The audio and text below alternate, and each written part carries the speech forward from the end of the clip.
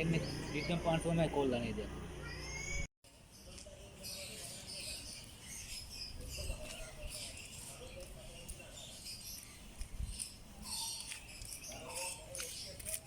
පුතේ පොඩක් ඉන්නකෝ. කොහමද ඔයා විභාගේ පාස් කළේ? අපේ ශිෂ්‍යගේ පුතා කියලා ශිෂ්‍ය කිව්වා. ඔයා පාස් කළේ? අර රටංගලගේ ෆොටෝ ෆේල්. දැන් ඔබ පාස්ද කියපන්කෝ. අර ඉංජිනේරු අංකල් ඉන්නේ. එයාගේ පුතා ෆේල්. දැන් ඔබ පාස්ද කියහන්කෝ. මම කියන්නේ ශක්කයාගේ පුතාද? මමත් ෆේල්. Magic Shan. Subscribe.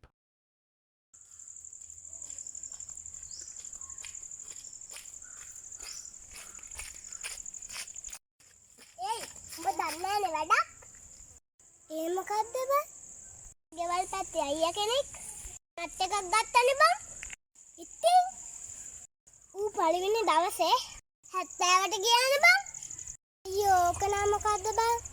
කො දෙවෙනි දවසේ 120ට ගියා. තුන්වෙනි දවසේ 220ට ගියා.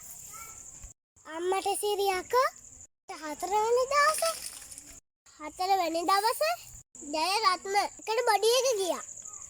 Magic Shan. Subscribe. Magic Shan. Subscribe.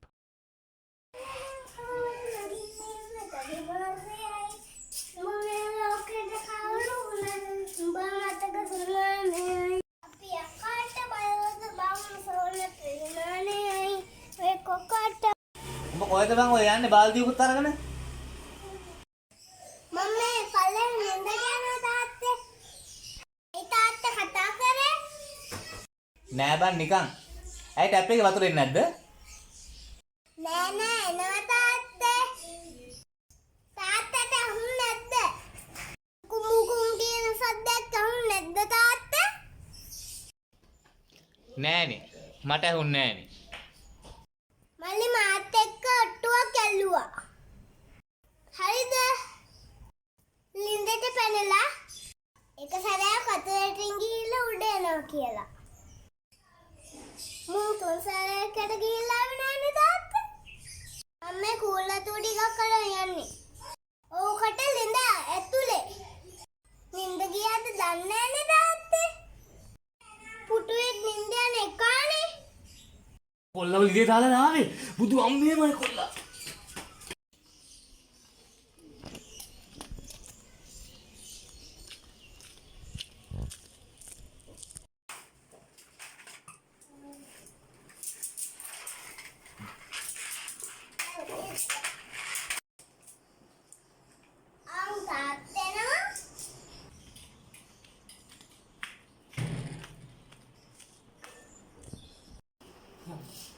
පුතේ මට වතුර එකක් ගෙනත් දීපන්.